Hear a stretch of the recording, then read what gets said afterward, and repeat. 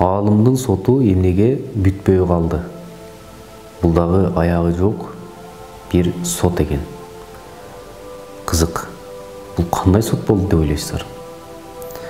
Кайсы бир учурда өтө илимдүү, көрөгөч, кадыр барктуу, даанышман, философ, кыскасы элдин кызматында болгон чоң бир аалым өттү дейт.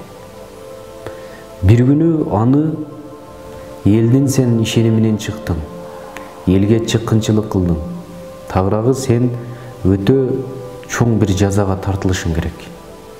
Сени биз соттойбуз деп ага жала жабышат. Кантсе дагы ал аалым элдин кызматын кылып жүрө берет.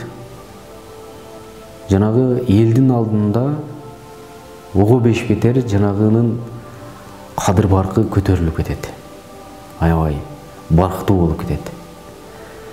Тиги жогору жактагылар соттомок болушат, бирок эл аны сотко баргызбай, сен аны соттой албайсың деп, эл аны коргоп туруп алат.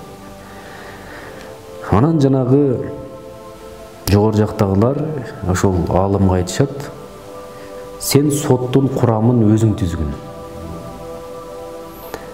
Сен өзүң түз ошол соттун курамын. Ошол сот сени соттосун деп ага мүмкүнчүлүк беришет. Макул дейт жанагы аалым. Мен бул соттун курамын түзсөм түзөйүн.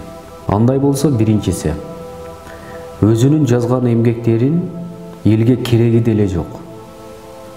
Мен жазганды элдер окубасы деле керек деген окумуштуу философ болсун деп айтат.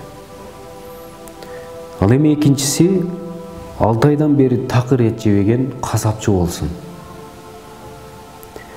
Үчүнчүсү, эч кандай кеңешчиси жок, бирок элин акылдуулук менен башкарган падыша болсун дейт.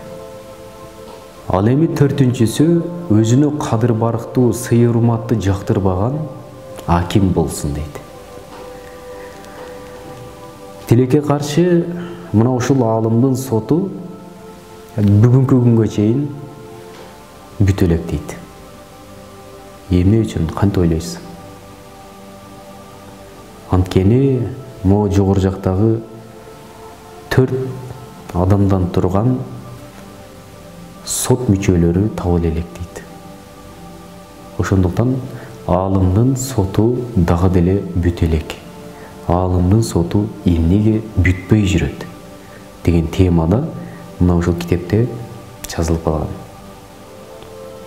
Чын эле бүгүнкү күндө кадыр баркка жеткиси келбеген, өзүнүн жазган эмгегин элге кереги деле жок болсо керек, тагыраагы мен жазган нерсени эл окушу керек дебей, мен жазып койгон нерсени эл окубаса керек деген философ окумуштуулар бүгүнкү күнү жокпу? 6 айдан бери эт жейли касапчылар жокпу?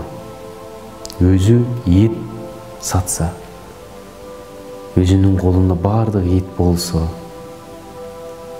эт жейли касапчылар барбы? Эч кандай кеңешчиси жок. Өзүнүн акылы менен, элин даанышмандуулук менен, адилеттүүлүк менен башкарган бүгүнкү күндө падышалар жокпу? Өзүнө урмат сый менен жактырбаган, аны сыйлап, кадырлап, барктаган инсандарды жактырбаган акимдер бүгүнкү күнү жокпу? Эгерде мына ушул адамдар жок болсо, анда жанагы аалымдын соту дагы деле бүтпөйт.